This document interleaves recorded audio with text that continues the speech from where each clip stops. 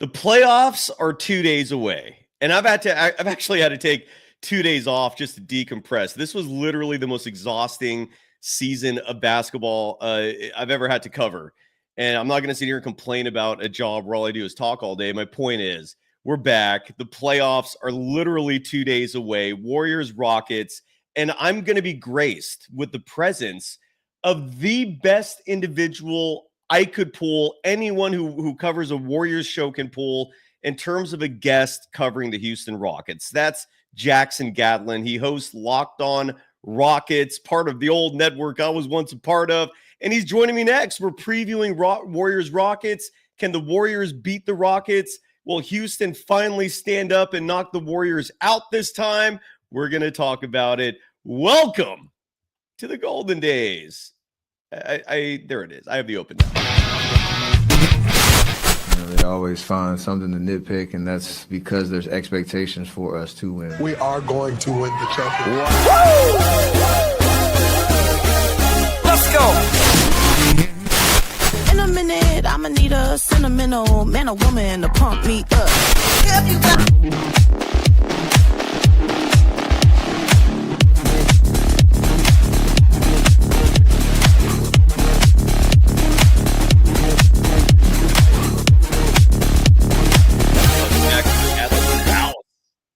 Welcome to the Golden Days. I am your host for the afternoon, Cyrus Saatsaz. Jackson Gadlin will join us in just 1 second. You can follow me on Threads and Instagram at Dog Wild. Over on Twitter, my handle is at Surf Journalist. The program's on both those platforms at Golden Days Pod. Let's give some love to our sponsors, and then we'll bring Jackson in. First and foremost, a relatively new sponsor that I am delighted to have be a part of this program, and that is Decades, the band.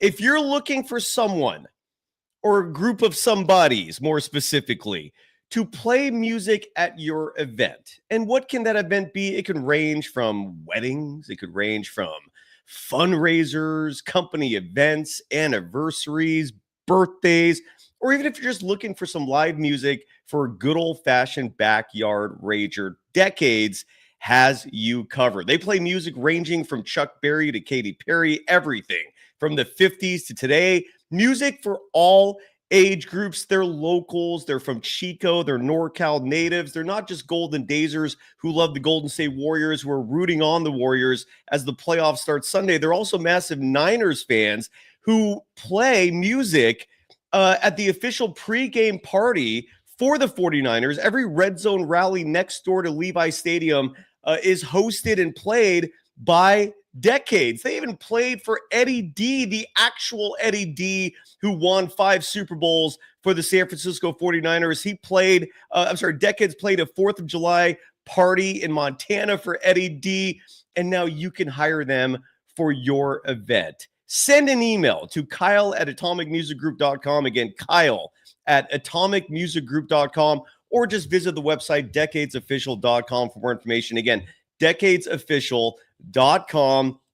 Get your music fix. Have the time of your life. And I cannot believe the visual was not shown that entire time. I'm supposed to be including with that read these pictures of the band and the events that are rocking and rolling while that's going on. I'll leave it up there for a second as I go into my next ad read. Again, decadesofficial.com. Today's episode also brought to you by Visit Humboldt. And this is where I'm going to bring in Jackson Gadlin, because I have no idea, Jackson, what your background is with California, your travel experience. Great to see you, brother. We'll do the formal introductions in just a second, but I bring you on this early because Humboldt County is the official Northern California, geographically speaking. Everyone thinks San Francisco, Sacramento, they call that Northern California. The real Northern California is a good 3 to 4 hours north of here, driving-wise, in Humboldt. Jackson, great to see you. You're a Texas native. What is your background visiting California? And have you ever even heard of Humboldt? I've never heard of Humboldt. I've been to LA a couple times in my life, and I've been to Fresno once. I have some very distant relatives out in Fresno that I visited once, like when I was like 10 years old, and that's about it. That's my California experience in a nutshell. Well, you'll sound like someone who knows California if you're bringing up Humboldt to your friends. It's rather esoteric, globally speaking, just because when people think of tourism in California, they're thinking of the places you mentioned, right? Southern California, the beaches, Northern California, San Francisco, the East Coast city on the West Coast. I don't know if any of those places compare to Fresno. I mean, that's the absolute creme brulee of California. I'm being facetious. My apologies to the folks in the know. But in all seriousness, Humboldt is beautiful. Jackson, I don't know what your romantic status is these days. I know you had a beautiful girlfriend last time we talked. If you're thinking of a place to take her for an incredible romantic getaway, or if you got a puppy or a dog that you just want to go on a road trip with, if you want to go solo, if you want to go with friends, whatever the reasoning is, it's a beautiful setting. They've got breweries, wineries, hiking trails, national parks, state parks. Go check out visithumboldt.com for more information, or DM me. I will be a resource for you. I used to call the place home when I went to school at Humboldt State University, which is now called Cal Poly Humboldt. Visit Humboldt.com. Check it out for more information. And right now, we're getting into the nitty-gritty, folks. That is Warriors and Rockets. This has become a rivalry and then some. Unfortunately for you, Jackson, and your team, the Rockets have been a victim in the Golden State Warriors dynasty. A lot of playoff series that have been ended not in your favor. This is a chance for the Rockets to exact revenge, brother, for 10 years nearing of the Warriors just making life hell for the Rockets. Great to see you, brother. You can follow Jackson Gatling on Twitter at JT Gatlin. He hosts Locked on Rockets, the preeminent individual covering the Houston Rockets. Great to see you, my friend. How the hell are you doing, brother? Been a while. Doing great. Excited to be here. Excited to preview this series and talk a little bit about kind of expectations and what we're going to see out of both of these teams. It should be a fantastic series just for, ball lovers across the board. The people that don't have a dog in this race, the other 28 NBA fan bases tuning in are going to just enjoy what is going to be one of the most ruthless, gritty, like straight out of the 90s, 2000s defensive masterclass kind of series that we've seen in a while. And yeah, it's going to be, look, you're right. This has been a rivalry. It's been a bit of a one-sided rivalry, unfortunately, for Rockets fans.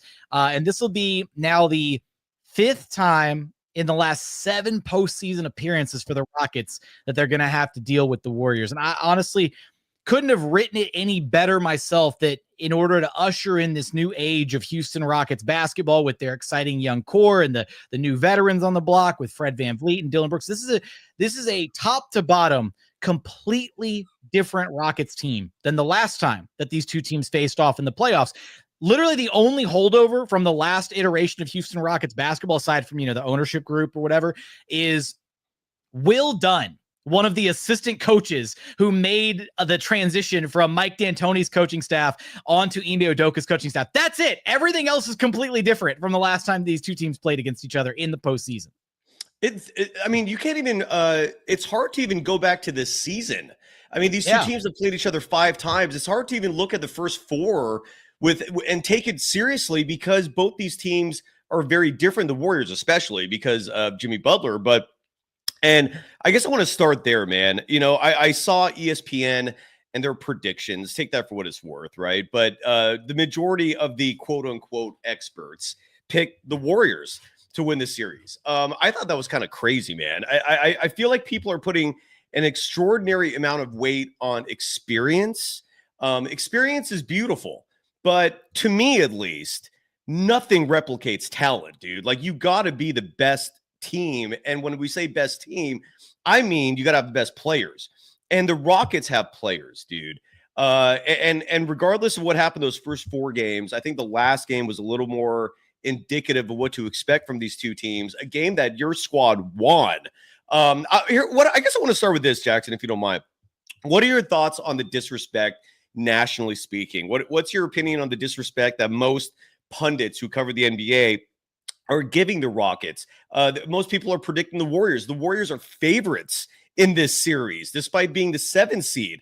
I do not see this series that way at all. That 5th game, to me, put fear in me, as someone who is a Warriors fan. I'll happily admit that. I try to be objective, but they are my team. But I'm not taking the Rockets lightly at all. I do not consider the Warriors to be favorites in this series. What is your take on the perception of the Rockets? Like, is the inexperience that big of a deal to you? Do you think the disrespect is felt by the players themselves? Does it even matter? What's your take on that? I think there's a couple different ways you can look at it. First off, I guess I can say I understand where some of the pundits are coming from. And to your point, I think they are placing maybe too much emphasis on kind of the experience angle of things, which is actually kind of funny because when you look at this Warriors roster, right, the experience really lies at the top, right? Yes, Kerr's got experience. Steph, Dre, Looney has experience. But outside of that, like how much experience really is there up and down the rest of this Warriors roster? So, the heavy hitters are doing a lot of lifting here from the experience angle of things. But that being said, you mentioned talent as well, right? The Warriors still have the two best players on the court by far, right? In Steph Curry and Jimmy Butler. That's not even an argument.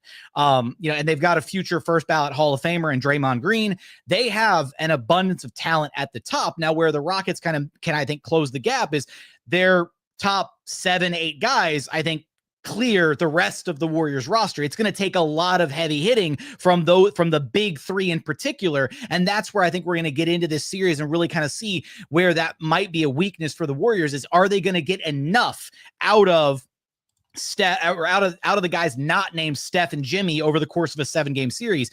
I think from the Rockets perspective, their whole mentality this entire year has been they're young, they're hungry, they're fearless, and they don't care if they're the underdogs. In fact, it actually probably takes some pressure off of them, right? It's that for many of the guys on this roster, this is going to be their first taste of postseason basketball. All the different young guys, the closest that they got to postseason experience was the in-season tournament game earlier this year against the Warriors, in which they won by 1 point, right? With the controversial foul and loose ball at the end with Jalen Green and the free throws. So I think that they're going to embrace it, and they're going to embrace being the underdogs. And they also don't have, like the emotional baggage that the fan base is carrying when it comes to the Warriors. Fred VanVleet was even asked about that the other day at Rockets practice. And he was basically like he was asked, like, does that weigh on you guys at all? Do you guys care about that? Like where Rockets fans are? And he was like, no, like this isn't that team. Like we're a different team. They're a different team. That doesn't have any bearing on what we're about to do. And I think that the Rockets are going to suffer just like the Thunder have suffered, last year. And the Thunder are still suffering from it a little bit, that inexperience angle, right? Until you are a young team that goes out there and proves it for, over the duration of an extended playoff run, and you don't get ousted in an embarrassing fashion like the Thunder did last year against the Mavericks, then the doubters are going to be there. And for the Rockets, this is their chance to put themselves on the map and basically say, no, we're here and we're here to stay and we are the real deal. Great call along that. I don't know if Fred VanVleet's the right person to ask that question, just because Fred VanVleet beat the Warriors in an NBA Finals series. So if there is one player who has no fear of the Warriors, I would think it's Fred VanVleet, who I think the memories of 2019 are still fresh in his mind. What is the fan base like? And I think for good reason. A huge talking point this week has been the back-to-back DNPs of the Warriors' prized youngster, Jonathan Kuminga. I think unless like we start seeing him play in the postseason, that's going to be a narrative that carries well into this offseason. And if Kuminga does not play in this series and the Warriors lose this series, there's going to be some big changes coming for the Warriors. I predict that. But with all that said, can I add some fuel to the fire? Of course, I wanted to get your perspective on this. Go ahead, please. First off, like Kuminga's been the best player for the Warriors in 2 of these 5 games. Now, granted, they were the ones at the very beginning of the season. The whole situation with Kuminga is so wild to me, but I will say that he very much feels like a significant potential X factor in this series, right? If he plays and if he plays well, which for some reason, I don't know if it's just because he's got like a massive chip on his shoulder. I don't know if he looks across the aisle and sees Jalen Green and he's like, I should have gone ahead of him in the draft or something like that. But he lights up the Rockets generally when he plays against them. Now they did play Kuminga in the final game between these two teams, the fifth and final game. And he only played 19 minutes. He finished with, kind of a pedestrian performance, just 9 points, 4 of 9 shooting, nothing crazy to write home on, not necessarily a bad game either. But that definitely feels... He had, in those 18, 19 minutes, he had like 7 rebounds. And the stat that pops out to me in that game, he was a +9 in net rating. He was like he was the winningest player, one of the winningest players on the Warriors roster that game. And yet, only 18, 19 minutes. It made no sense to me that game. Go ahead. Sorry to interrupt. No, you're absolutely, no, you're good. And so like when you go back and look at the sheer like on court plus minus numbers for the season series between these two teams, Jonathan Kuminga actually leads the Warriors in a +9. So he's actually across the 5 game. Well, he's only played 4 games against the Rockets, but across the games that he's played against Houston, he's leading the Warriors in +9 average. He's leading them in scoring. He's the only player above 20 points per game against the Rockets. And funny enough, the second leading scorer for the Warriors is no longer on the roster. Andrew Wiggins, 19 points a game in those games. And so, yeah, it's always hard when you have a team that does this, a massive shakeup the way the Warriors did, adding a guy like Jimmy Butler. We only have 2 games of data to really pull from, 1 win, 1 loss going either way. And to me, that makes it so much harder to game plan for, right? Because you have this lack of data. You basically have to ball up and throw out those first 3 games almost like they don't even matter. And Steph wasn't even there for 2 of them. Agreed. Yes. Yeah, I wholeheartedly agree. So let me ask you this, man, because the perspective from folks here in the Bay Area, folks who follow the Warriors religiously, is very skewed. I mean, there's going to be bias across the board. From your perspective, which I think is far more objective, as I don't know if you're a Rockets fan, but you cover this team. I mean, you're the voice of the team for a large part. Would you prefer to see Kuminga, or would you prefer to see him not play? I'd prefer not to see him play because for whatever reason, like I think a big part of what Kuminga brings to the table is a downhill gravity that isn't really present amongst anybody else on the Warriors roster. Like Jimmy Butler can get downhill some, like not a ton. And Jimmy Butler's not like this like insane downhill presence. He's like a methodical downhill player, right? And in a weird way, like Jimmy. And it feels like Jimmy in a Warriors jersey has at times been even a bit more of like a hesitant scorer. Now, we haven't yet seen, we saw play in Jimmy. We haven't seen playoff Jimmy yet in a Warriors jersey. So maybe that, aggressiveness changes in this series, and he'll look to, attack more and look for his own shot, that kind of thing. But the Warriors really don't have a guy on their roster outside of Jonathan Kuminga who could just put the ball on the deck and get into the teeth of the defense and really put pressure on the rim outside of Jimmy Butler. And so I think that's where having him gives them a little bit more of another layer to their offense potentially to go to, especially in the half court. And that's going to be the thing that between these two teams, the way that these teams have defended, Warriors have been the best defense in the NBA since adding Jimmy Butler. Rockets have been a top 5 defense all season long. And recently over the last month and a half or so, they started rolling out their double big lineup, or we've taken to calling it the jumbo lineup, where you run Steven Adams, Alperen Sengun, and Jabari Smith Jr. all at the same time. And that's 3 legitimate 6'11" or bigger guys. And they run a zone defense when those guys are out there, which really limits paint touches. It limits paint scoring. We saw it in effect last game against the Warriors. And they played it almost exclusively in the non-Steph Curry minutes. And it really limited and hurt the Warriors offense, because when Steph's not out there and you don't have his gravity to open things up for other guys, the kind of the misdirection plays, the split cut actions, and all the stuff that Kerr runs to get Curry open, it really cuts down on all those kind of the smoke and mirrors of the Warriors offense, which leads to miscommunication oftentimes from other teams. Teams are trying to switch. They're trying to, cover this guy, that guy. I mean, how many different blown defensive possessions did we see in the play-in tournament where the Grizzlies just lost track of somebody and then it was just a wide open bucket under the rim? When the Rockets run their zone defense and you've got Steven Adams anchoring the middle and you've got the length on the sides between Sengun and Jabari, it's really hard to get anything going around the paint. And the Grizzlies, no disrespect to the Grizzlies, but I also could care less what they think about my opinion. They're not a very good team. Like they're going to make, they're most likely, although who knows? I would guess they're the favorites in tonight's game. They're taking on the Mavericks in the final play-in, but they're not a good team, man. Like the Warriors beating the Grizzlies is not something I'm going to brag about. If you call yourself a serious team, beating Memphis is just part of the process. It's another night. You won a game you're supposed to win. The Rockets are an entirely different beast. And when the Warriors played the Rockets in that final meeting, which to me bears far more relevancy than any of those other matchups, simply because Jimmy Butler was not there, right? And I think the Rockets were a different team in that last game. The scheme you mentioned is part of it. But the Warriors in that last game, look, a lot of people made excuses for them because they just went through this insane gauntlet where they played 3 games in 4 nights against Memphis, against the Lakers, against the Nuggets. They won all those games. and they also were incredibly exhausted when they played the Rockets. But that also doesn't excuse the fact that, like you mentioned, Kuminga seems to shine when he plays the Rockets. Yet in that game, we only saw him for 19 minutes. Made no sense. We also saw Kevon Looney play in that game 22 minutes. We also saw GP2 play 20 minutes. Buddy Hield 25 minutes. These are all bench players who, in Steve Kerr's mind, are ahead of Jonathan Kuminga in the rotation. The Rockets are no joke, man. That size you brought up is a huge reason why Stephen Curry in that game, people forget this, had 3 points.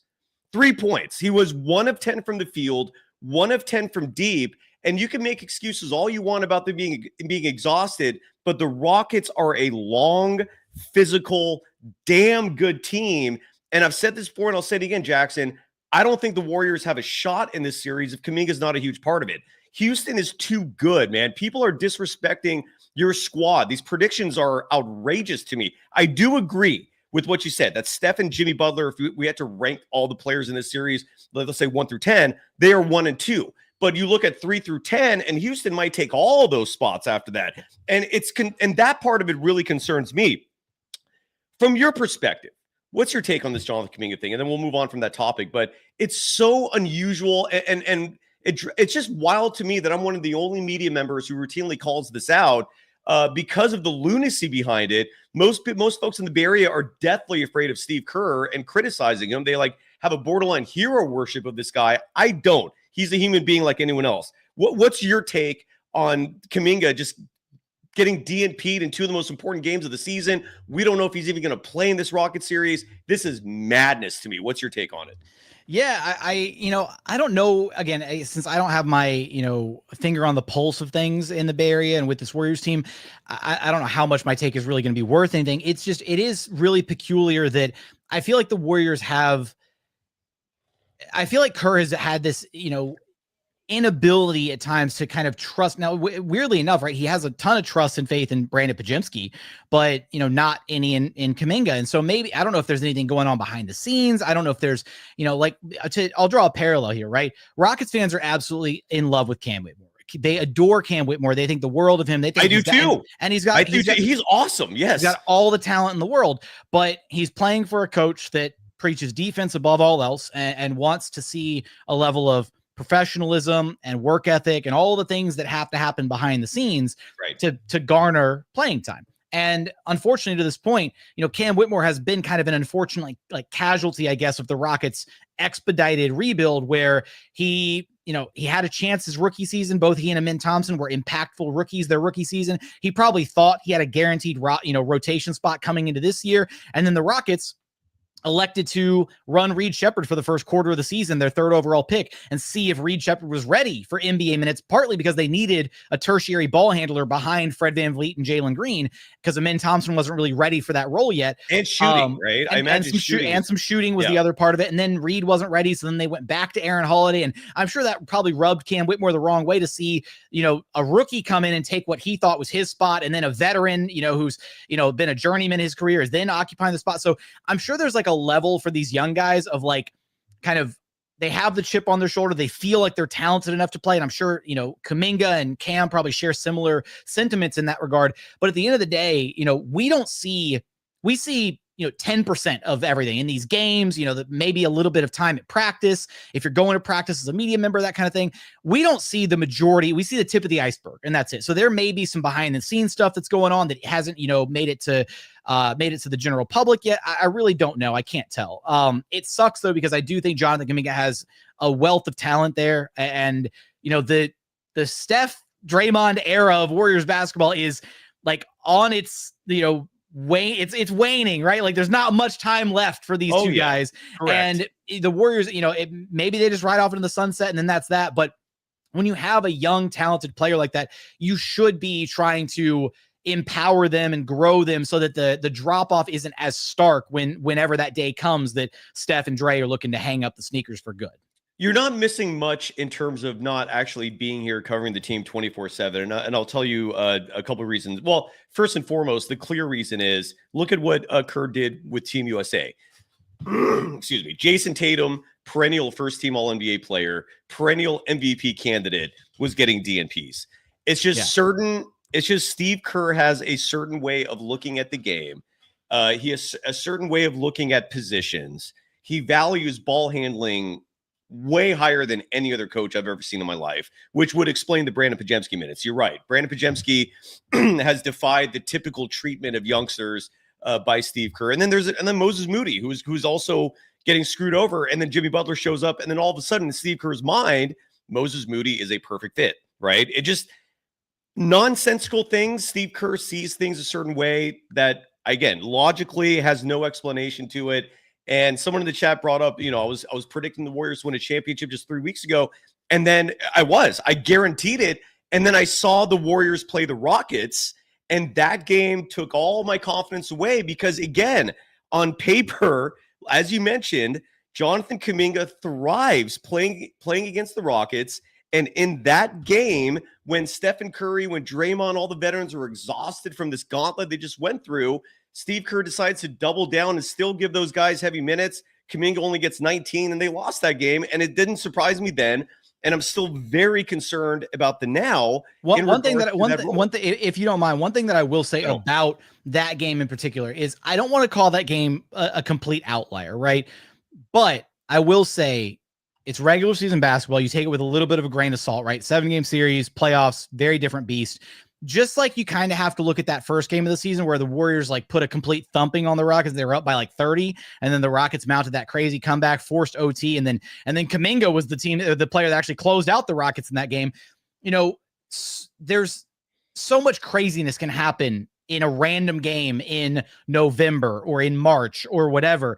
For example, in the most recent game, the 5th game between these two at the end of the season, the one that we keep referencing where Steph struggled and the Warriors were back off that road trip, whatever. Jimmy Butler only took 7 shots. That's not happening in the playoffs. Jimmy Butler's not walking away from a single game in the series, taking less than double-digit shot attempts. So, and the Warriors only lost by 10. So I think that there is some stuff that you can look at that game and think, okay, how do each of these teams translate some of what happened in this game to the playoffs? What's that going to look like? The biggest takeaway from that game for me is, one, Rockets aren't going to hold Steph to 3 points in any of these playoff games. It's not happening, right? I think you can attribute some of Steph in that game to being, probably a little exhausted from the previous gauntlet of games. But also on the Rockets side, to give the Rockets some credit here, if you were to go into a lab and try and design a player to stop Steph Curry, the closest thing you could probably come up with within the realm of realism is Amin Thompson. Yes. He has every trait, every skill, every gift. The NBA athletes are in the 99th percentile of athleticism. And then Amin Thompson and his twin Asar are in the 99th percentile of NBA athletes. They are absolute freaks of nature. The speed, the athleticism, the quickness, the agility, the leaping ability, the length, the strength, the size, all of it. It's like he was built in a lab to be one of the greatest defenders of all time. And to have that hounding you for every second, every minute, face guarding you when you're on the court. And then, guess what? When he's not on you, if you do somehow manage to force a switch, if the basketball gods look kindly enough on you that a Draymond screen or a Looney screen is enough to finally peel Amin Thompson off of you, guess what your reward is? Dylan Brooks, Tari Eason, Jabari Smith Jr., Fred VanVleet, Jalen Green, who's a much improved defender. It's not going to be an easy series for Steph. No, the Rockets scare the shit out of me. Jackson, that's the big thing is just Ime's whole game plan is going to be remove Steph from the equation. We saw him blitzing Steph every time he touched the ball. He's basically subscribed to the idea of Jimmy's going to have to be Jimmy, and Jimmy is still going to have to try and find a way to score over a cadre of lengthy, strong wing defenders who are also going to give him hell, right? Because not only is Amin Thompson going to be chasing Steph Curry around, but you're going to probably have Dylan Brooks as the primary on Jimmy Butler. But then there's also, again, Jabari, Tari, maybe Jayshawn Tate might see some minutes. Who knows? And the Rockets have enough, of all the teams in the West that could have matched up with the Warriors, I feel like the Rockets have the best assortment of talent to match up with and deal with what the Warriors' strengths are, being their best players, being Jimmy Butler and Steph Curry.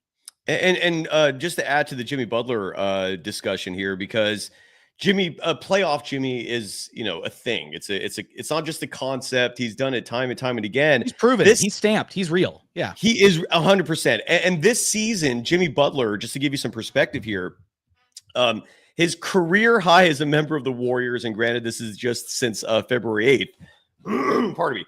But Jimmy Butler, his career high with the Warriors in field goal attempts before the end of the season was 17. And that was back on March 8th against the Pistons when he had 17 field goal attempts. The last two games, in the Clippers game that they lost, he had 20 field goal attempts. He was 12 of 20 from the field, had 30 points in that game. Again, and then in the play-in game, Jimmy Butler had 20 field goal attempts, was 12 of 20 again, this time putting up 38 points in 40 minutes of play, and they won that game. So yes, Jimmy Butler is going to be more aggressive. His usage is going to go up. His field goal attempts are going to go up. This is what he does. Him as an individual likes pressure. Some people are like that, man. They're just wired where when the heat is on, that's when they play the best, and you get the most out of them, and that's Jimmy Butler. But one thing to add to that game between the Warriors and the Rockets a few weeks back, you're right. It was a regular season game. It's in March. But the Warriors were taking every one of those games seriously because they had to climb back out of that deep pit that they dug themselves into, going through, December, January, February, basically everything before the Jimmy Butler trade, put them in this hole where they were in 10th place before Jimmy Butler made his debut, and they had to climb out of that. And so that Rockets game was important. Like there's a reason why the Warriors were a 7 seed and not a 3, 4, 5, or 6 seed, is because of games like that down the stretch. They had to climb out of it. That game didn't matter. They were trying. And I read a lot into that, man. And here's another thing that stuck out to me in that game. And I see all the chats. I understand some people are like, dude, it's just one game. Why are you reading so much into it? Because sometimes certain regular season games do offer a window into a big picture of what's going on. And that game, to me, did provide that glance. Just to piggyback on your point there, both teams, the Warriors and the Rockets, very much treated that as I won't call it like a must-win game, but a bit of a playoff preview, right? Like the Rockets absolutely ran a version of their rotation that you will likely see in the playoffs, where they ran their 8-man playoff rotation, and then Aaron Holiday got like that 10-11 spot minutes mixed in there. And Aaron Holiday is going to be a guy that probably sees a little bit of runtime because he's actually been pretty solid at chasing Steph around and trying to be one of those kind of point of attack defenders. And he's been a knockdown 3-point shooter for this team, which has been one of the probably the biggest weakness of this team, is their inability to just knock down shots, especially in the half court. Their half court offense is just flat out abysmal. It's worse than the Blazers' half court offense was this season. It's just awful. So I just wanted to piggyback off that, because you're right. Like, it's tough. You don't want to, we're not going to sit here and be like, oh, well, the Rockets are going to sweep the Warriors. But no, that's not happening. Steph's not going to score 3 points in this series in any of these games, right? It's going to be the playoffs. Things are going to be dialed up to 11. Kerr is going to scheme against Ime and figure out different ways to open up Steph. Ime is going to have to figure out counters for how to, to slow down Jimmy, to slow down Steph, to, prevent Şengün from getting targeted defensively, like all these different things. And that's what makes it so exciting for a 7-game series, because you're going to see the same team over and over and over. And the adjustments on a game-to-game basis are what makes the playoffs so different from the regular season. Absolutely right, man. And it's why I think the playoffs are so awesome, right? It's almost like a 7-game series is like a fight, two fighters making adjustments round by round in terms of punches, and how to defend. And it is one of my favorite things in existence. It's, if there is a pleasure in life, it is NBA playoff basketball, which shows how deranged I am. Going back to that game, and again, I am putting a lot of weight on it for very good reason. Here's another reason why. Draymond Green and the Warriors took that game seriously. I think there's a huge reason why you saw the minutes given to certain veterans that Kerr trusts more than others. Again, Kevon Looney, GP2, Buddy Hield. Those were your top 3-minute guys off the bench for the Warriors. A lot of the reason why the Warriors succeeded in the regular season was not because those guys were getting the most minutes off the bench. It was because Kuminga, Quidden Post, and Guy Santos were players getting minutes off the bench. Bigger, athletic players who are exactly what you need against a team like the Rockets. But one thing that really stuck out to me, though, and this is why I have so much fear and respect for your Rocket squad, is in that game, Draymond Green tried to do what he normally does when it comes to mental warfare. He was trying to get in Alperen Şengün's head. He was trying to fluster him. He was trying to annoy him to the point where he was going to either make a mistake or maybe get lured into a technical. And Şengün had wanted none of that. All Şengün did was keep his composure. It forced Draymond Green to get into foul trouble. He was getting technicals. And you heard Şengün after the game say that he sensed that's what Draymond was doing and he wanted nothing to do with it. What I got from that is Şengün growing up right before our eyes. That was a very clear symbol of maturity. And your Rockets team, look, you're like you said, what they were at the beginning of the season to now is night and day different, man. Going back, by the way, real fast to the Cam Whitmore thing, talking about how in year 2, maybe he's struggling a little bit with minutes. Imagine if Cam Whitmore was in year 4 and this was still going on. That's the Jonathan Kuminga situation for you. They should have rectified this one way or the other by this point, because chances are Cam Whitmore either will not be with the Rockets next year or he's playing more, right? You kind of come to a certain decision with these individuals by this point. Not if you're the Warriors, though. But your thoughts on the Rockets' maturity, like because that scares me as well, man. Alperen Şengün is a smarter player. I feel like he's now ready for this moment. Are the Rockets scared of the Warriors for the same reason? What's your take on that? I'll say it like this: the Rockets aren't scared of anybody. The Rockets aren't scared of anybody, and I will come back address that in a second. As far as the Şengün Draymond stuff, it's funny. Jabari was asked Wednesday at Rockets practice, their first practice. They did like 3 days in a row practice, Wednesday, Thursday, and this afternoon, Friday. They're taking tomorrow off, and then Sunday will be a shoot around before the game. But Jabari was asked about Draymond and like his antics and that stuff, and he kind of brushed it off. He's like, we go up against Dylan Brooks in practice. Like that's nothing new to us. Like we're used to the antics. Like there's nothing that he can do that's going to surprise us. And this Rockets team has, they don't take any BS from anybody. Since Ime Udoka got to Houston, they lead the league in coaches technicals. They lead the league in player technicals. They lead the league in ejections. They will get into it. Right. And so that's kind of a double-edged sword. But I do expect them to kind of temper some of that in the postseason. I even asked Dylan Brooks the other day. I was like, how many ejections are we going to see in this series? And he told me, he's like, man, I don't know. He says, I'm not going to get ejected. I'll leave that up to somebody else. And so we all know who DB is talking about in that regard. A little sly commentary from him. It was funny to see. And he said it with a smile on his face too.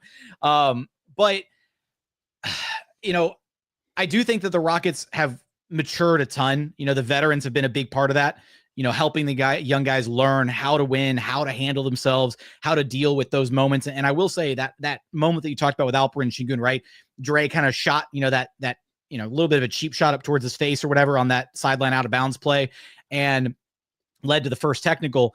And, Şengün immediately responded. They ran like a little 5-1 inverted pick and roll, got Brandon Podziemski switched on to Alpi, and then Alpi drove it in and got an and one. Like just, he channeled that frustration, because I'm sure he's going to say, oh, it didn't bother me. I wasn't, but he was frustrated, right? Draymond frustrates people, but it's how do you channel that frustration on the court and do good things with it rather than trying to come back and, oh man, Draymond tried to punk me on the other end. I'm going to come back and take it straight to his chest. That's what he wants. He wants you to play flustered. He wants you to play angry. He wants you, not thinking properly on the court to make mental errors, mental mistakes. That's kind of his whole game plan, in addition to just being like an all-time great defender. But like, that's part of, what makes Draymond. I will say, to address a couple of the people in the chat and a couple of the pointers that you made a moment ago, a couple of the standouts here. One, GP2 has been the worst player against the Rockets. He has been the Achilles heel for the Warriors against this Rockets team, and not just against the Rockets, dude. Like there were moments against the Clippers, moments against the Grizzlies, dude, where like you're watching GP2 like either miss or shy away from like wide open floaters and layups, and just like smoking that open layup against the Grizzlies. I think it was at the very end of the game, like just and Ime Udoka and his scheming defensively, he will put the spotlight and all the pressure on whoever the weakest link is offensively and force that player to beat you. And if you're telling me that Gary Payton II is going to have to show up 4 times to win 4 games for the Warriors, I'm not putting money on that bet. Like that is not a good, a betting man would not take those odds. And And that's what Ime is going to do. He's going to let Alperen Şengün guard GP2 when he's on the floor, and he's going to force GP2 to knock down shots from the outside. And look, if GP2 hits 4 or 5 threes in a game, and that's why the Rockets lose, they are so content with that being why they lost. If they can hold Steph to an inefficient night or a subpar evening by Steph standards, and they lose because GP2 is getting wide open shots because they're shutting down Steph Curry, they will be happy to go out that way if it happens, because the likelihood of it happening 4 times in a 7-game series is so slim to none that they like those odds. What I will say, the 2 players that really scare me a ton for the Warriors. We talked a little bit about JK, right? He could be an X factor. I will say Kevon Looney has been like Alperen Şengün's kryptonite when he's guarded him this season. Really? He's just really sturdy. He's just really sturdy. He doesn't get moved. Like, he's just a very, some defenders are, they gamble or they go for blocks or steals or this. Like, Looney's just sturdy. He's just a sturdy defender.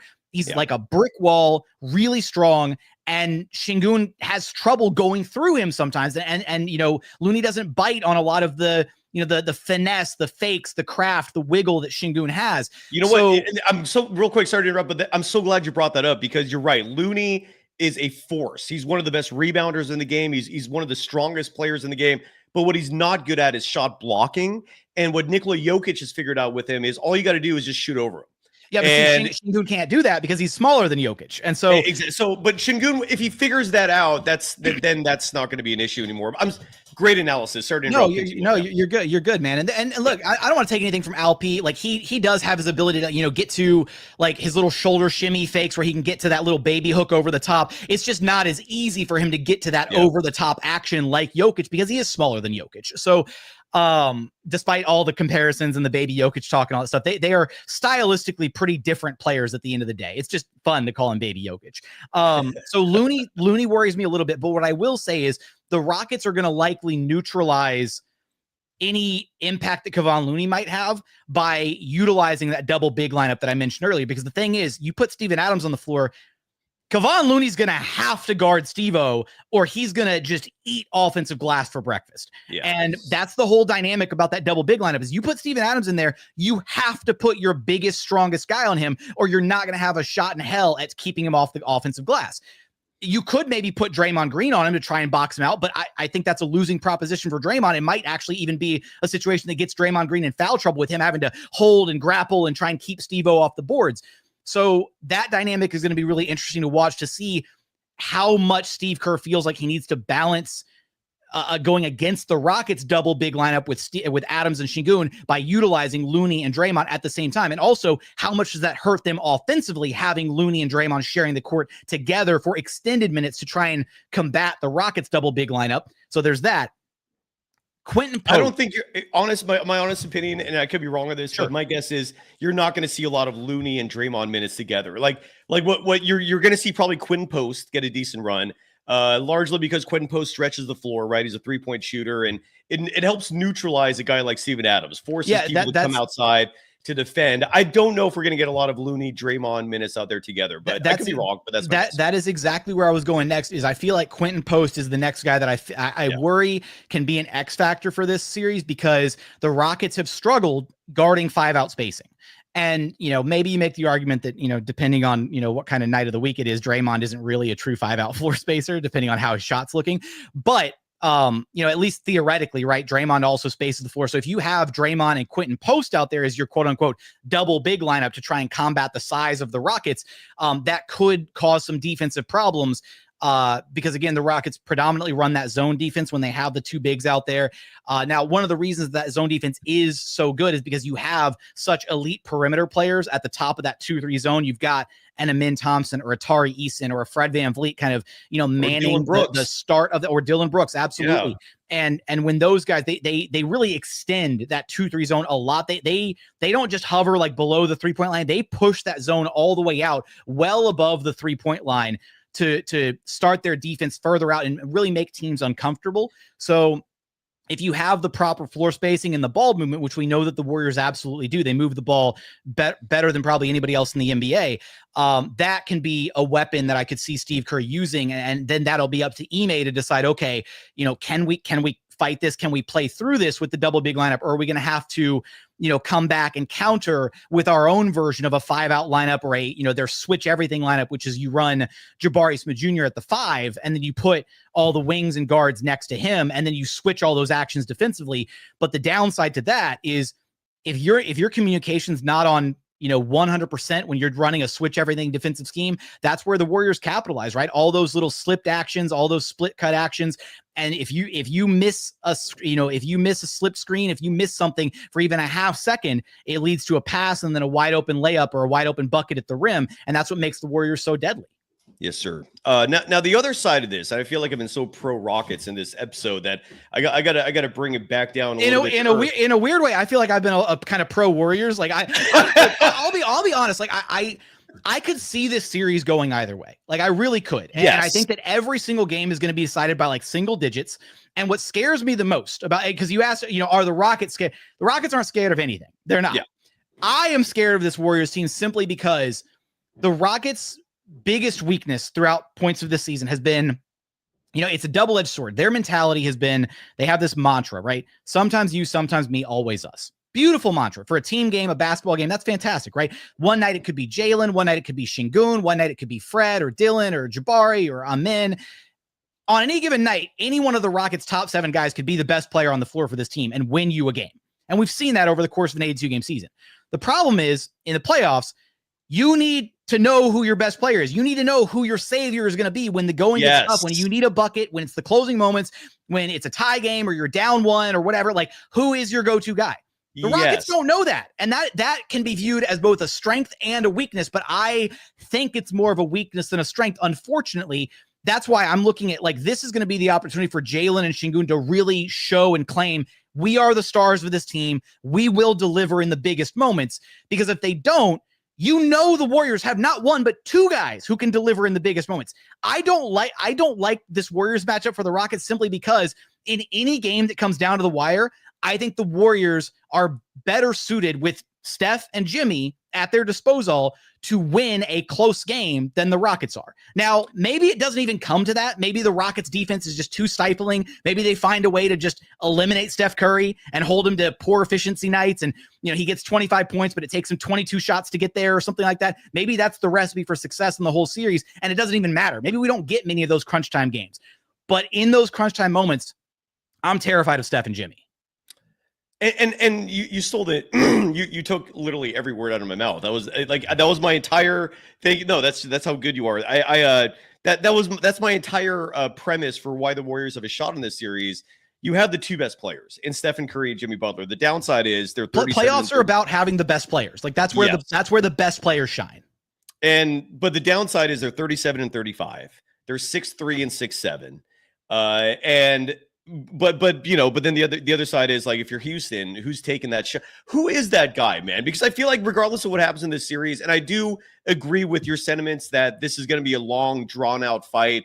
To me, if there's any hard prediction I can make, it's not going less than 6 games. It's probably going 7 games. To me, it comes down to who is playing, like who is prioritized. Because again, the Rockets are such a big athletic team that if the Warriors are not counterbalancing that with their own athletic big players, I think you're going to get your ass kicked. I really do, man. Like like you mentioned, man, the GP2 minutes have been my biggest consternation pretty much this entire season.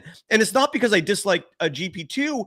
It's because he's 6 feet 2 inches. So when I bring up the whole Hobbit thing, he is in the lineups routinely that represent the Hobbit aspect or the Oompa Loompa aspect, however you want to spin it. And the specific lineup, Jackson, and you can tell this to your audience as well, that scares the shit out of me in terms of the Warriors playing them and me not liking it, is Steph, Podziemski, and GP2. When those 3 are on the court together, and it did not stick out to me until that Rockets game, the Warriors struggle, dude, because those are 3 players.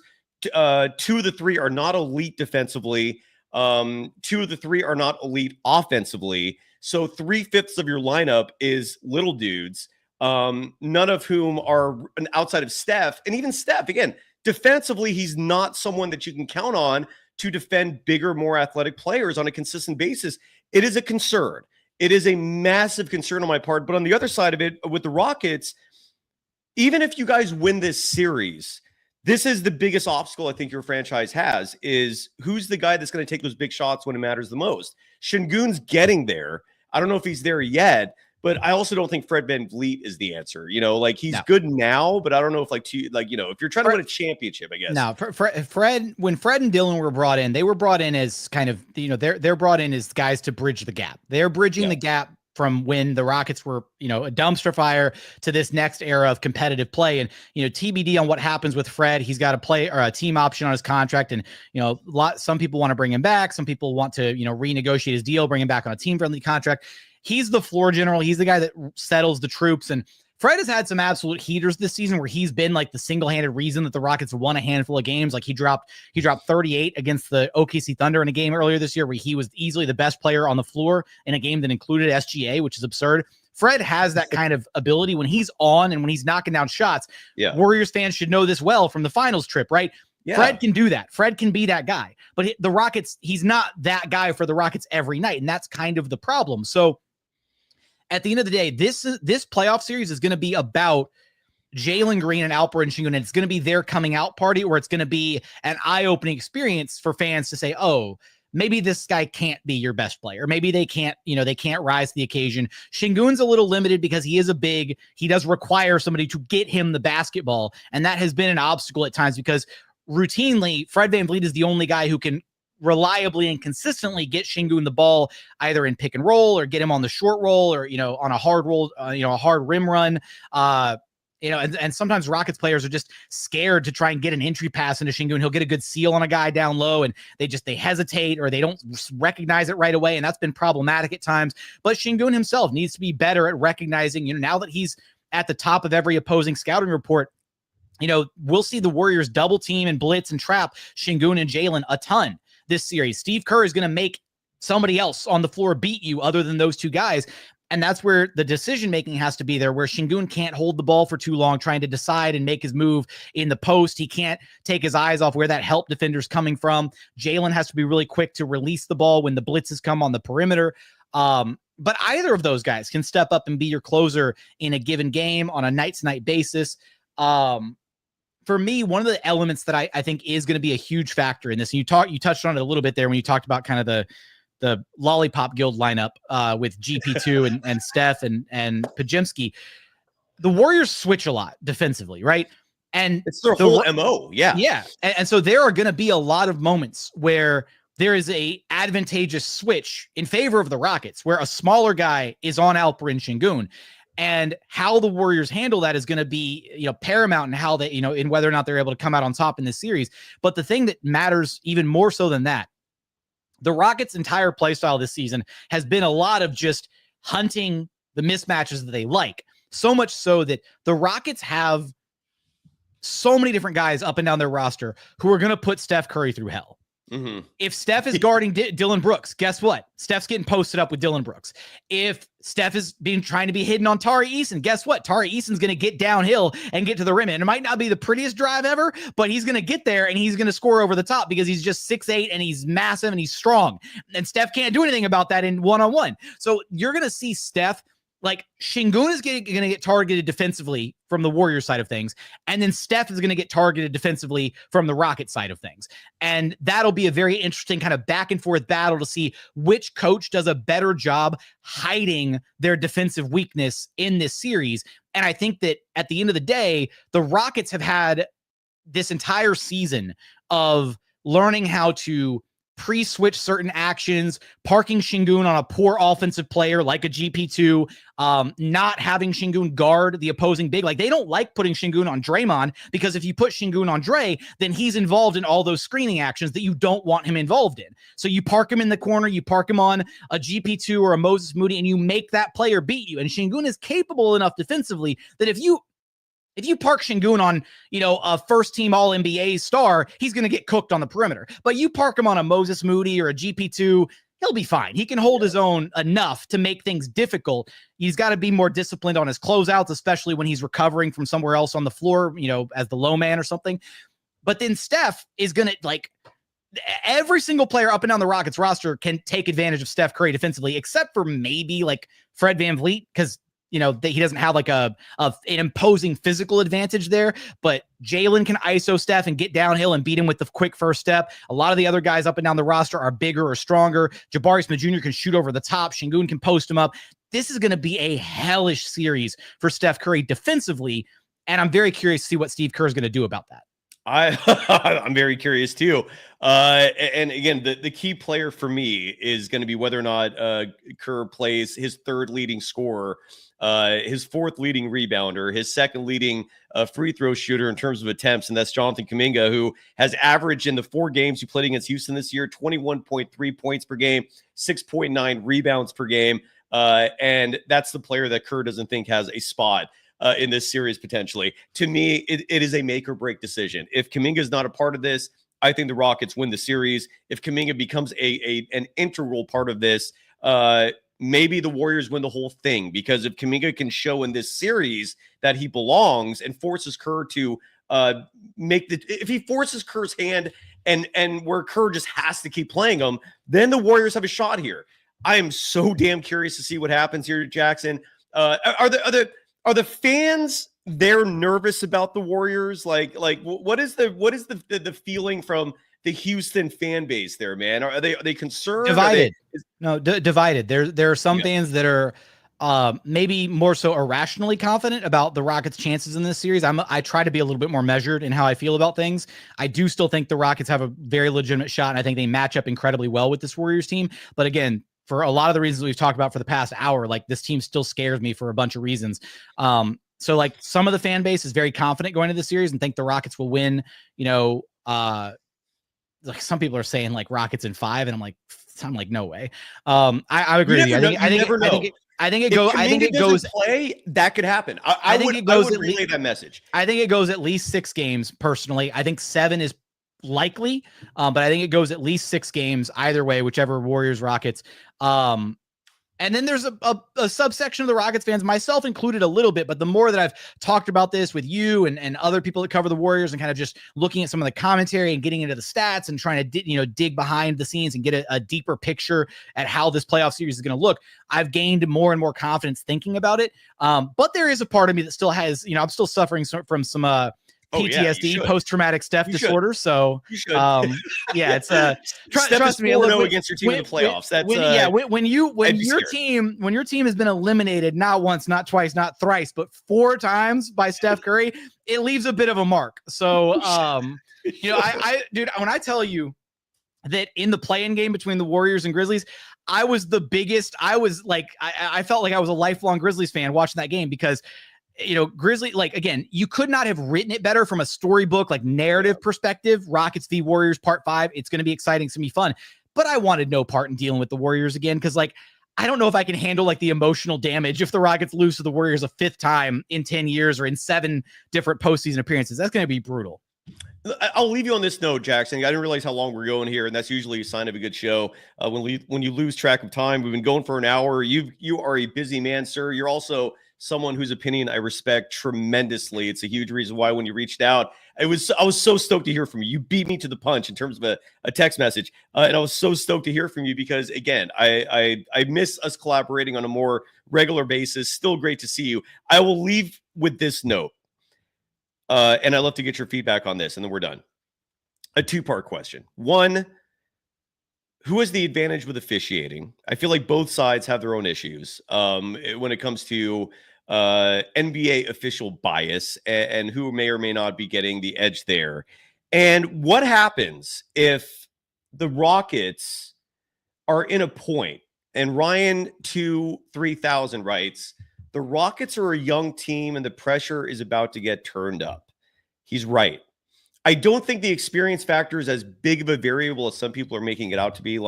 It's not like you're just going to choke under pressure. No, but it's still absolutely a factor. It is a factor, but I also think middle of the second quarter, they'll be over it.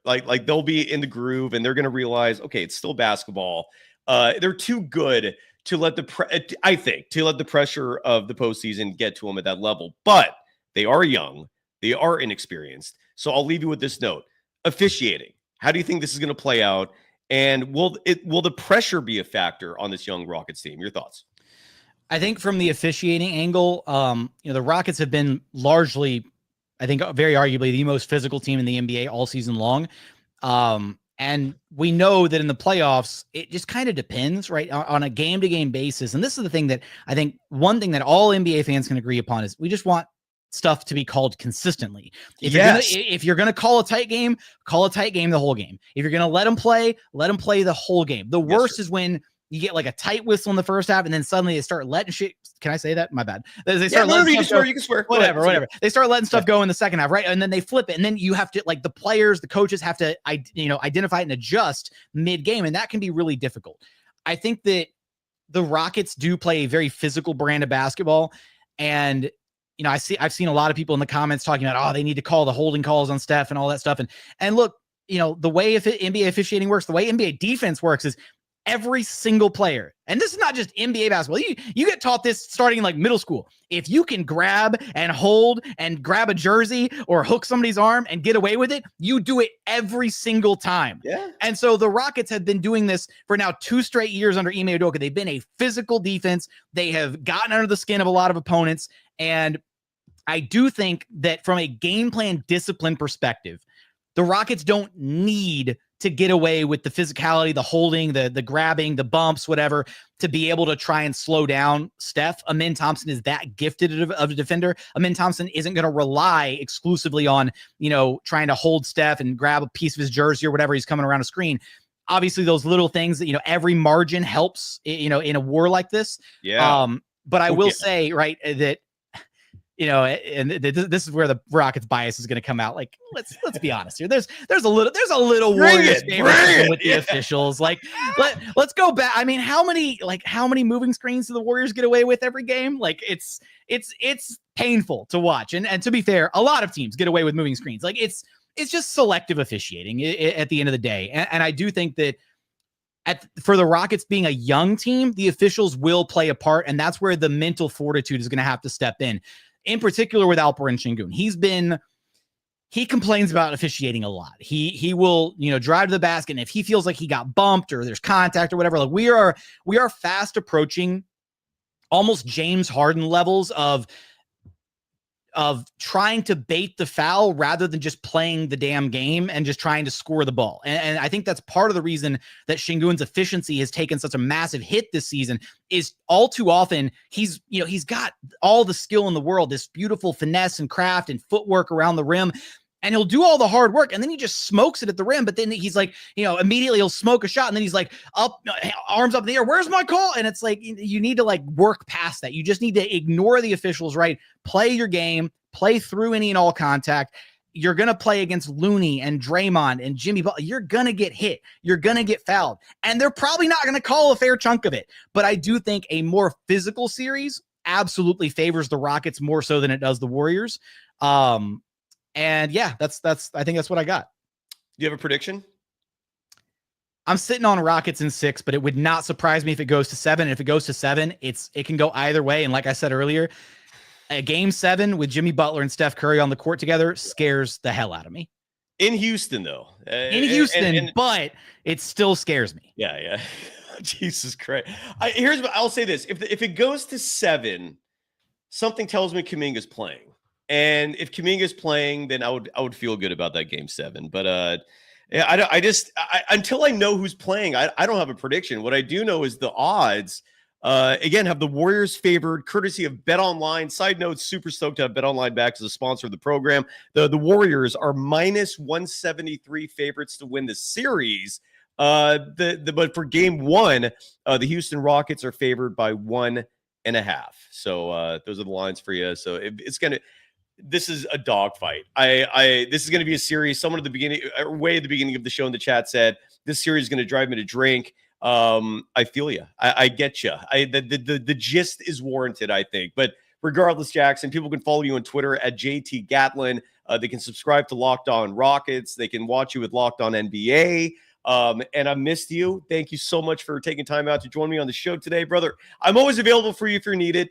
Just have to throw it out there just because I will never say no to you. I made that promise a long time ago. And before we go real fast, Anthony Garcia dropping $4.99 for a paid chat saying if Kuminga gets little to no play time during this series, and the Warriors theoretically lose, on a scale of 1 to 10, how hot is Steve Kerr's seat?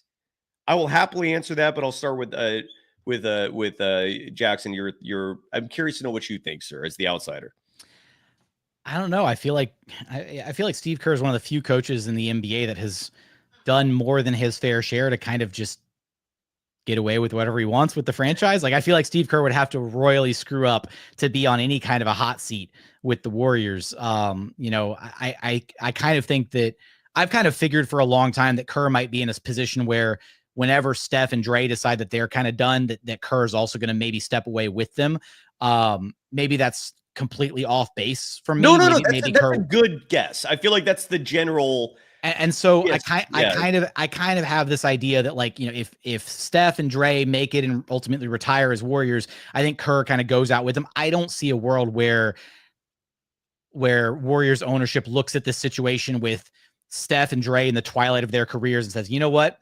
We got to make a change. We got to get Kerr out of here. They probably just ride it out and enjoy the twilight years and, still put butts in seats, sell tickets with however many seasons you've got left with that dynamic duo. And now obviously you've got Jimmy on the hook for the next however many years. So, that big three is still going to be able to make some noise, even in a bloodbath loaded Western Conference. They're going to be still a great team for at least the next probably 2 years minimum. TBD what happens after that. I'm saying 2 more seasons after this one. So, we'll see what happens down the line, but I don't think Kerr's going to be on the hot seat anytime soon. I'll give it an 8 out of 10. And I do think it would be a precarious situation for the simple reason that Joe Lacob has not been shy about the fact that he wants to win now and in the future, right? Like Steve Kerr, for what it's worth, from my opinion, he's been phenomenal at taking a team that he inherited in 2014 and putting them over the top, right? His system was revolutionary. It's still fantastic, but a lot of teams now run the same system, and a lot of defenses have seen this enough where it doesn't surprise them as much as they used to. It's just speed. I mean, at this point, the Warriors system beats you primarily because they're faster, because the ball will always move quicker than your feet. As long as the ball is moving as quick as it is, and the off-ball movement with the players is still happening, you're going to have a system that is, for the most part, effective. And again, I'm writing a story now, and this is going on. I was supposed to release this thing like 5 days ago, and I'm still working on it because it's turned into a story where I'm focusing on every first-round draft pick that the Warriors have drafted in the Steve Kerr era, and none of them have worked out. Not one. Kevon Looney has been okay, right? I mean, serviceable starter, but, he never progressed to being an all-star or anything like that. Damian Jones, Jacob Evans, those are foregone conclusions. Nothing happened there. Brandon Pajemski might be the best hope for a first-round pick turning into something. Moses Moody is another one, but again, who knows how those are going to turn out. This Jonathan Kuminga situation is a mess. No mention of James Wiseman. Well, and then exactly. He's the pillar of the article. There you go. Yeah, and then could you imagine LaMelo Ball and Steph Curry tearing it up right now? I'm sure every Warriors fan everywhere is pissed about that situation. Absolutely. So, and I'm looking at an owner who, and I love Joe Lacob for this. He's not as sentimental as some other people are, where he has made it clear he's not afraid to make big moves for the purpose of staying relevant and winning. And I don't think his job is as safe as some people think if we end up seeing Jonathan Kuminga just not play at all. If we go into a situation, for example, where Kuminga's DNP this whole series and the Warriors lose in 5 or 6, I think Steve Kerr's at like a 9 in the hot seat. I will say, I will come back with the caveat. Yeah, if the Warriors get, embarrassed in this series, which I think embarrassed would be 5 games or fewer. I think if it's a competitive 6-game series, even if the Rockets win, I think you maybe just go back and revisit the drawing board and you're like, yeah, maybe the Rockets were a bad matchup. Like, obviously you went all in on Jimmy. Maybe you changed some of the ancillary pieces, but I don't think you abandoned ship at that point with Kerr. I think if things are and likewise for the Rockets, if the Rockets get flat out embarrassed by the Warriors, they're playing with house money this season. Myself and many other media members, fans, whatever, we thought the Rockets would be, top end of the play-in tournament, maybe that 5th, 6th seed if a lot of things broke well for them this season. They have far surpassed any level of expectations that could have been placed on them for this season to have largely been one of the really the fourth best team in the NBA all season long, outside of the three like teams that are viewed as like the, special tier of contenders, the Celtics, the Cavs, and the Thunder. The Rockets have been the best team record-wise behind those three. And so, it's tough because you've overachieved this season, but I don't think you could just, chalk it up as a massive win if you walk into a series and you get exposed, or your young stars look like they just got bullied, or they can't arrive in the moment that you need them to. Like, this is going to be, weirdly enough, it feels weird to say that this series has like make or break potential for some of the players on the roster. I think it absolutely does, depending on if it ends in like catastrophic fashion. Ime Udoka has done such a good job with your squad. I'm guessing he's a god in Houston, right? I mean, must be revered, dude. I mean, your team was like a lottery team and then some just 3 years ago. And his presence is single-handed. First of all, his presence prevented James Harden from coming back, which, even though he's doing great in LA, I think that was a good move for your organization. And to see all this development, man, to see your team is serious and legit. They finished the season as a 2 seed. Ime Udoka is a fantastic head coach. I feel like your organization's in an incredible place, dude. Congratulations on that. Because business-wise, you and I both, when our teams do good, it's good for us too. That's why somebody in the chat earlier was like, Sai's hoping that the Warriors lose the series. Hell no. At a bare minimum, it makes no financial sense for me. No, I know I need the Warriors to keep winning, dude. But I also do think that if the Warriors get bounced in this series early and Kuminga's DNP'd, yeah, I do think that's a very serious possibility, especially when considering you have names like Mike Brown out there who could come in and just seamlessly take over. You could promote Stackhouse or Terry Stotts, seamless transition. Michael Malone, Budenholzer. There's a lot of good head coaches out there that are available. Yeah. So I don't. Monty Williams is floating around out there somewhere, right? Still getting paid by the Pistons. Yeah. I'm not looking at him. I think. Do you think he'll ever get a job again? I would say no, but I could be wrong. I don't know. By the way, and Josh Mira said in the chat saying, I left that Jordan Poole. No, I didn't. I mentioned him. Where is he now? He's not with the Warriors. I mean, you can't say that was a success story. I mean, I'll say this. They did win a championship with him, but long term, we see how that went. So anyways, this should be an unbelievable series. I'm already on the edge of my seat, and it's only Friday. Series starts Sunday night. And yeah, did you make a prediction? I don't know if I heard one. Did you say Rockets in 6? I'm sorry. Rockets in 6. That's what I got. Rockets in 6. I'll go so far as this. Rockets take game 1. Warriors take game 2. Rockets fans are going to start shitting themselves after that happens. Rockets come back and win game 3 on the road. Warriors take game 4. So we're split 2-2. 4 games into the series, I think the young guys are going to settle in. The jitters, the postseason fears or whatever will kind of be gone. I trust Ime to make adjustments throughout the series. And trust me, when Ime wants his revenge, right? He lost to a version of this Warriors team in the finals when he was with the Celtics. He wants his revenge. I'm sure he's poring over film as we speak. Rockets come back, take game 5 at home, and I think they close it out in game 6 on the road. That's my official prediction to the game. And if that happens, I do think Steve Kerr's on the hot seat. I absolutely think it. And I think it for the simple reason. I say this with conviction. If the Warriors lose this series in 6, it's because Kuminga's not playing. And you will see some major changes this offseason if that happens. I promise you that. But that's down the road. For now, we've got a first-round playoff series. Warriors, Rockets. Jackson, people can find you again on Twitter at JT Gadlin. Enjoy the rest of your day, brother. I know you are grinding and then some. I'm guessing the scene in Houston is popping with Rockets fever right now. So enjoy that. I hope your program's enjoying success as a result of it. Anything you want to promote before you go, besides what I mentioned? Nah, man, just, Locked on Rockets. If you are interested in the Rocket side of things, every game this series, we'll have breakdowns. We'll have updates in between each game. So if you want to hear from the Rockets perspective, you can come check me out over there. And yeah, I do Locked on NBA game nights on Thursdays. So I appreciate you having me on the program, Cyrus. It's always fun talking ball with you, and be well, my brother. Always fun. And some predictions in the chat as well. A lot of Warriors predictions here in the positive. G quickly asking that I smack my Karen neighbor the other day. Jackson, I had a neighbor literally interrupt my show. It was like an hour and a half in, so it was already pretty much over. But no, the police took care of it. I got the police involved in that. But one thing I learned in life, it's so much better to not escalate things and just call the police. get that on record. So if they try to do anything after that, it's on them and not you. And you can just sit back and let them get in trouble over it. Yeah, it's all good there. Jackson, love you, brother. Thank you again. Thank you to the audience. And Warriors Rockets Sunday. Really excited for that. Thanks, everybody. Bye.